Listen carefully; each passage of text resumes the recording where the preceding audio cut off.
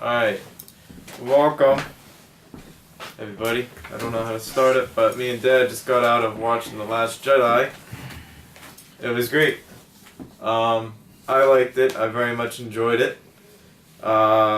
We would not have seen it if I didn't push Dad to go see it for himself, because the conservative or skeptic community likes to shit on anything left or that could have a slight agenda to it. And there was some moments, it's kind of like, if you're looking for that, you could be like, oh, well, obviously that's a political agenda. But the actual movie it's still a Star Wars film, and I enjoyed it very much. I liked it. And now you can go into your points. Yeah, I liked it. I went into it very skeptical. Watched 50 plus reviews of it. 3 of them were good. The others were negative. Though some people liked some of it, some people didn't like it at all. I liked it. Parts of it were very nostalgic. Parts of it sucked. But let's start from the beginning. So I think just about everybody's seen this thing, so there will be spoilers here. So if you haven't seen it, feel free to say see you later. All right, this is for everybody. All right. Star Wars crosses all boundaries and genders. Everybody likes it. Well, I should say everybody, but there's a huge fan base. I don't mind being called a fanboy. You know, I was a geek way before being a geek was cool, so it is what it is. Let's start off with the beginning. I enjoyed the opening trailer. Alex and I, we actually went to the movies half an hour, 45 minutes early, and the place was sold out. We ended up sitting way up front. Thank God the seats kicked back, because we were in the middle. We were in the first row, just about in the middle of the screen, so we were able to see a lot of. And I felt like a kid again. I really did. I felt like it was 1977, and I was 15 years old again, watching the first one. So that was pretty cool. Now understand, I went in this very, very skeptical. The opening of the movie, after the skull bar goes by, you see the fleets fighting. Now, Alex asked me about the bomber and how the bombers work, and I started thinking about it. Instead of looking at it negatively, I looked at it as a writer would. Like, how can I make this work? It's science fiction, science fantasy. How would I make it work if I was the writer? And I blamed Ryan for this, because he did not think it out the way he should have thought it out. 2 years to make this film. Okay? 2 years. And he didn't think out. Everybody had a lot of questions, and I went in without asking the questions. I just wanted to see a good movie. But everybody else, well, I shouldn't say everybody else, but a lot of people wanted answers that were brought up in the first movie. So, the bombers, how do the bombers work? I'm a war gamer. I'm a military historian. They remind me of a B-17, B-52 bomber. Now, bomb bay doors open. Okay, how come they didn't get sucked out? Well, let's just say they have some kind of energy force field stopping the vacuum from sucking everything out. However, inside, you have natural gravity. The ship, whether it's the plating, the surrounding, the environment, just like on any spaceship movie, with a Battlestar Galactica, Battlestar Galactica, Star Trek, Star Wars, Fifth Element, you name it. There's gravity in these ships. So let's just say, hypothetically, that there's gravity in these ships, and you see the shape of these bombers are very similar to actually the B-wings. Yeah. Now, this right here is the stack of bombs and the hull coming down. So when you drop something, and Alex and I were talking about this in the car, the idea of the fleet running out of gas which is it's totally ridiculous, but hey, it is what it is. Well, you take an apple and you throw the apple in space. What's going to happen? Because you've thrown it, it's on its own propulsion. It's just going to go through space without stopping unless it hits something, right?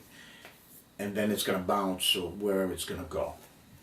So let's say you have those stacks of bombs and that conical part of the ship. The bomb bay doors open, and because there's gravity within the ship itself, when you release the bombs, they fall. So the falling, the movement propels them out the shaft. So they fall out of the hull, the shaft, whatever you want to call it, and they continue to fall into space. Maybe those little beeping things they armed also allow it to go through whatever the force field is, stop keeping the environment in so the pilots don't die, but allowing the material to leave. That's how I looked at it. So the bombs could drop, and once they fell out of the ship, they would continue to fall because that's the propulsion. The inertia of the bombs falling allowed them to go into the dreadnought and blow up the dreadnought. So that's how I answered that. And then I said, okay, that's workable. That's workable. And then we move on, and you know, I didn't like Akbar dying, and then we go into what Mary Poppins syndrome. Yeah, where Princess Leia gets blown out of, I'll say General Leia, gets blown out with everybody from the command deck, and she uses the Force to bring herself in. I could take it, I could leave it. I think it would have been more dramatic if she went out fighting, but she's still alive. Out of the trio right now, Han, Leia, and Luke, she's the only one left alive, which kind of ironically, Han and Luke are the ones left alive right now in the real world. So Mark Hamill and Harrison Ford are still here, and Carrie Fisher's passed away, God bless her. So that's kind of ironic. Taking that for what it is. I could take the Mary Poppins scenes. I thought it was kind of ridiculous, but you know what? The little kids liked it. We were in the cinema, and we saw a bunch of young ones, and they loved it. They loved it. What do you think? I mean, I like it. It was just, I don't know. The Leia using the Force to get back into the ship was a little ridiculous. Like that was so much of a stretch. Like the Force is so powerful that, you know, she didn't just instantaneously die when blown out of the ship. She still had something in her to get her back. And then something that the writers either didn't have enough time or just went, yeah, we're just gonna have to let the viewers see if they can let it be. But when Leia gets back onto the ship and she gets on the door, they just open the door. The whole bridge is in space now, and anything that'll go out of it will get sucked out. But what they do to trick the audience, as I caught it, was that they open the door and they have smoke come out, and it transitions to somebody on a stretcher. I don't know if it was her, but it was Leia. It was Leia on a stretcher. So you don't see them grabbing her out of space. It seamlessly transitions into the next scene, so that way they don't have to explain, well, if there's no airlock, how did she get in without eating the rest of the ship? Well, because she was supposed to, but they leave it up to the audience's suspension of disbelief of, do you want to believe this? And for the sake of the movie and how fast it was going, you could just let it be like, you know, whatever. She used the Force, she lived, and now she, at that point in the movie, she goes into a coma. And then, I mean, other than that scene where she gets blown out of space and uses the Force to come back, I personally didn't have any problems with it. I thought it was really cool. it is something I noticed. The difference with the new trilogy as to the old trilogy is these movies seem a lot faster. They seem like everything's moving really fast. Good point. Yeah. Like that's what's putting me off with these movies is that I've watched the original, the originals, and there's pacing that you have your slow moments with Luke and Ben Kenobi, and they're on what planet are they on? Tatooine. Oh, it's Tatooine. Okay, so they're on Tatooine, and there's build up to fighting the Empire and learning about this greater adventure, and then they go on it. And then you have your fast moments, but there's fast and slow, and this one has slow moments, but it feels like most of the movie's fast. It just keeps going, and I felt like that was the case for the first one too, and that's the disconnect I have with these new trilogies trying to be my generation's new Star Wars is the pacing just seems everything needs to happen because it just has to happen. It just needs to keep rolling to keep people's attention. But I would enjoy more time on Rey and Luke and the training because it was the most interesting. It was Rey's supposed to be undergoing training, what she thinks of trying to be a Jedi, and trying to get Luke to get him back into training her after his basically retirement. And I thought her journey was more interesting than Kylo's by far, because Kylo is just, I'm evil because this is how it has to be, and they explain why he flips. But then Luke explains why he did what he did. So it evens out, and you could say like Poe's, because it comes down to the fast bits are with Poe, and the rebels fighting the Empire, but it seems like they try to break it up, and it works, but it's just really fast. Like, I think what happened was the director, who also wrote, put too much in. Instead of giving everybody history and foundation, he tried to move too fast. With Leia coming in the airlock, the only thing I could think is she put a protective bubble of the Force around the door when they open her in, because as she opens it, you see the air mist go into the ship instead of out of the ship. So what I assumed was that when she came to the door and knocked on the door, hello, Avon calling, she used a protective bubble to go in. Now, we have to give a little bit of leeway here. Easy, and this is the problem. When you do not explain anything, this is what happens.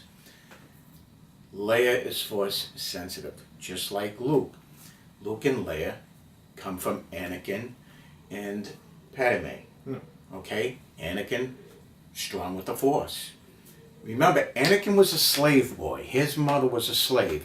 They're not royalty yet. Leia only becomes royalty because she gets adopted by the ambassador. So, on Alderaan. Other than that, by rights, they should have never been born, because the Jedi religion says no romantic liaison should be going on. So Anakin goes against the Jedi tradition and religion and falls in love with Padme. Then you have Luke and Laura. Luke and Leia. Laura? Really? That's General Hospital. That's way back when I was a kid. So that's my mother's influence. So Luke and Leia. So that's where you get them. So now you take it for what it is. There's a serious lack of explanation, which is pissing everybody off. So you got to take it with a grain of salt. Yeah. All right. So let's take General Holdo. When Akbar gets killed and everybody else gets blown out, she takes over. Okay. Now I'm looking for the feminist movement in this, and guess what? There it is. She's there with purple hair and blah blah blah. The thing is, this is a sign of the times. We have our political issue is all around us. all around us. There's no break from it. It's constantly seeping into everything we love. The thing about Star Wars is it crosses all boundaries. Whether you're on the left, whether you're on the right, whatever, it's a great saga. I liked all the movies. Some people didn't like them, whatever. It is what it is. Now, even at Vanity Fair, Duran says, oh, Ryan was promoting feminism. Listen, I got 2 daughters and I have my son. I've taught my girls to be anything they want. Women don't need to be pushed into anything anymore. I grew up in the 60s, I grew up in the 70s. Okay? The civil rights movement's a whole 9 yards. The social justice warriors need to stop. Stop. Yes, I saw Holder there. You know what would have been more acceptable? As a military man and serving 6 years in the Marine Corps and being a cop for 30 and being a sergeant, a lieutenant, and a deputy chief and a chief and being in command? Several things here. Number one, she should have been in uniform.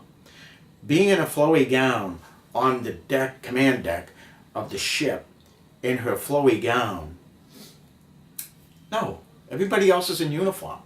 So right away, yes, we know you're a woman. You've got breasts, okay? So we know you're a woman.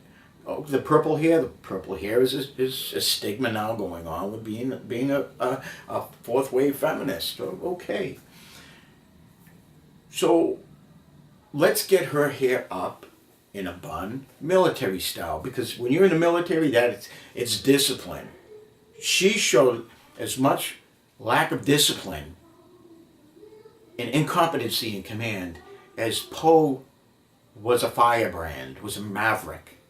And the way she treats him, disrespectfully, calling him a flyboy. And I saw a couple of comments from some of the positive critiques was that one of the girls going, oh yeah, and then we have Poe mansplaining. Okay, what is mansplaining? I know what mansplaining is now, but Webster Dictionary only